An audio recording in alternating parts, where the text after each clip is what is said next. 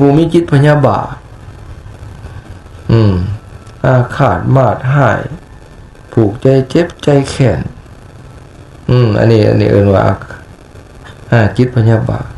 10เป็นมิจฉาทิฏฐิมีความเห็นผิดเห็นว่าบาปบ่มีบุญบ่มีนรกบ่มีสวรรค์บ่มีบุญคุณพ่อแม่บ่มีการให้ทานบ่มีผลการบวงสรวงบ่มีผลสัตว์ที่เกิดพุทธขึ้นบ่มีพระสงฆ์ผู้ปฏิบัติดีปฏิบัติชอบตามธรรมวินัยประกาศเทศน์สอนบอกธรรมแก่คนอื่นบ่มีเหล่านี้เป็นต้น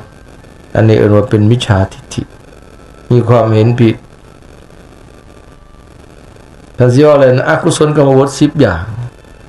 หรือว่าทุจริต10ก็แม่นคือกันเด้อมันหลายอย่าง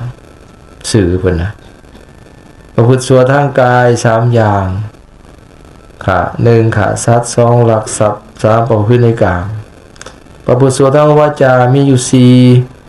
4 1เว้าตัว2เว้าเสียดสีทรัพย์2 3เว้าคำหยาบ4เว้าคำเพ้อเจ้อมโนทุจริตประพฤติชั่วทางใจเนี่ยมี3อย่างคิดโลภเพ่งเล็งใดของคนอื่นนี่1 2นี่คิดพยาบาทอาฆาตมาดหายผู้อื่นและ3มีมิจฉาทิฏฐิมีความเห็นผิดจากทำนองของธรรมนี่เป็นต้นนี่ นี่การประพฤติชั่วทั้งกายทั้งวาจา10ประการนี่แล้วถ้าบุคคลประกอบด้วยธรรม10ประการนี่แลยอมดำรงอยู่ในนรกเหมือนถูกนำไปฝังไว้มีอยู่บ่ของเฮาเนี่ยอ๋อขาชัดอยู่บ่ขาคู่มือบ่ระวังเนี่ยขาเลยมาเยอะขาปฏิเสธบ่ได้ขาคู่มือบ่แต่ก็ความจริงรู้แล้วสิเป็นหยังรู้แล้วนะแต่คันฮู้แล้วเฮาก็ต้องระวังมันเนาะ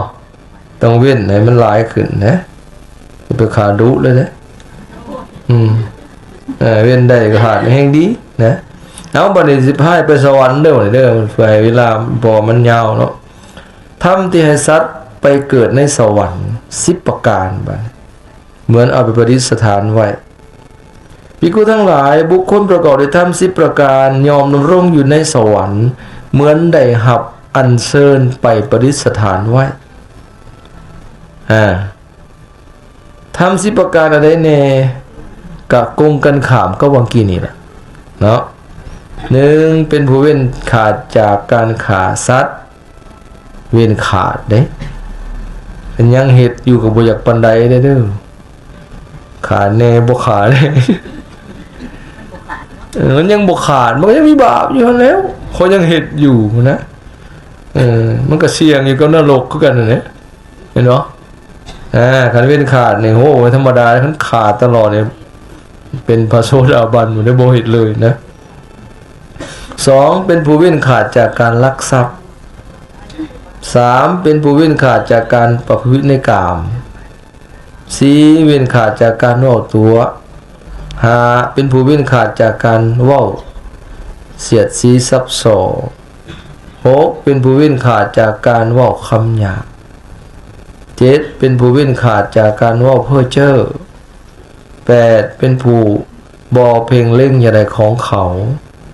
9เป็นผู้มีจิตบ่พยาบาท10เป็นสัมมาทิฏฐิ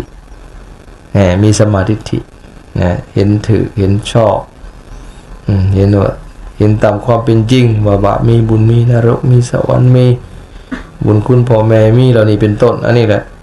เป็นสัมมาทิฏฐินะนี่คันมีธรรม10ประการนี้แล้วยอมดำรงอยู่ในสวรรค์เหมือนได้หับอัญเชิญไปประดิษฐานไว้บัดนี้ขอต่อไปได้บัดนี้20ขอได้บัดนี้คูณ2ทำให้สัตว์เกิดในนรก20ประการ มันมีหยังเพิ่มเขาหากแม่นลักอันเก่านี่แหละ10มาคูณ2บัดนี้ภิกษุทั้งหลายบุคคลประกอบด้วยธรรม20ประการย่อมดำรงอยู่ในนรกเหมือนถูกนำไปฝังไว้บอกเป็นตาญาณเนี่ยเหมือนเอาไปฝังไว้แล้วธรรม20ประการอันใดแน่คือ1ตนเองเป็นผู้ฆ่าสัตว์2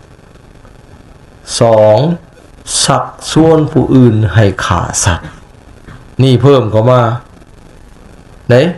ตัวเองก็ฆ่าผัดชวนหมู่ไปฆ่าอีกก็เป็นเด้ตัวนรกใดๆนั่นระวังเด้อนี่หรือบางเทื่อมีได้บางคนเฮาบ่ฆ่าเฮาไปชวนหมู่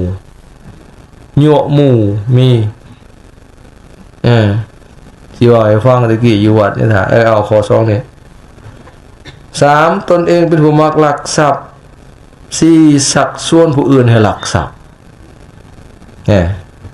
ตัวเองก็ลักด้วยผัดไปชวนผู้อื่นให้เฮ็ดนำให้ลักนำหรือบางเทื่อตัวเองบ่ลักแต่ไปยั่วผู้อื่นลักอันนี้มีสมัยอยู่วัดอุมาในฐานมีจั่วอันหนึ่ง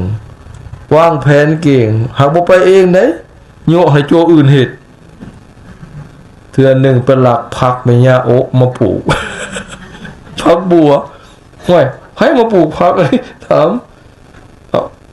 ผักก็ขึ้นมาใหญ่ไว้แท้ปลูกมันใหญ่เลยยาวคาพี่ถามจั่วหน่อยผักไผก็บอกจั่วนั้นจั่วนั้นมาถามเอาผักมาแต่ใส่ไปซื้อมาในตลาดบ่ตามไปถ้าออกคือบอกถามจ่อเขาไปมาเป็นหลัก